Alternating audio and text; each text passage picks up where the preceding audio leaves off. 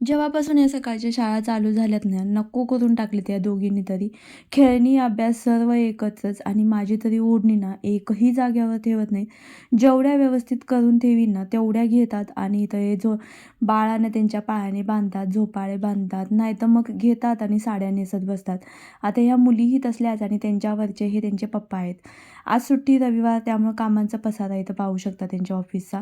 काहीतरी लागलं असतं की ते काढायचं तसंच ठेवून सुटायचं. हेही नंतर आवरून घेतलं सगळं आणि पूर्ण घराचा वगैरे कचरा मारून घेतला. स्वतःचं स्वतः सामान आवरायला केव्हा शिकणार आहेत सगळी काही समजत नाही मला तरी. एकटीला आवरून आवरून ना नको होतंय. कचरा वगैरे काढून घेतला आणि नंतर ना आज कपडेही बाहेरच होते तेही घेऊन आले. बाकीचं सर्व आवरून घेतलं आणि चला म्हटलं आता कोण नाही आहे घरात, थोडंसं स्वतःकडे बघूया. तर आज थोडंसं ना चेहऱ्याला फेस पॅक लावायचं म्हटलं तर त्यासाठी ना 2 चमचे इथं मुलतानी माती घेतले. त्याच्यामध्ये थोडंसं ना गुलाबजल आणि एक व्हिटॅमिन ईची गोळी त्याच्यामध्ये टाकली. थोडंसं त्याच्यामध्ये पाणी घालून ना असं याचं एक असं पेस्ट बनवून घेतली आहे. आता ही सर्व चेहऱ्यावर आपल्याला लावून घ्यायची आहे. अगदी छान असं. थोडंसं राहिलेलं होतं तेही हाताला लावून घेतलं. सुकेपर्यंत 10-15 मिनटं वाट बघितली आणि नंतर स्वच्छ पाण्यानं धुवून घेतलं.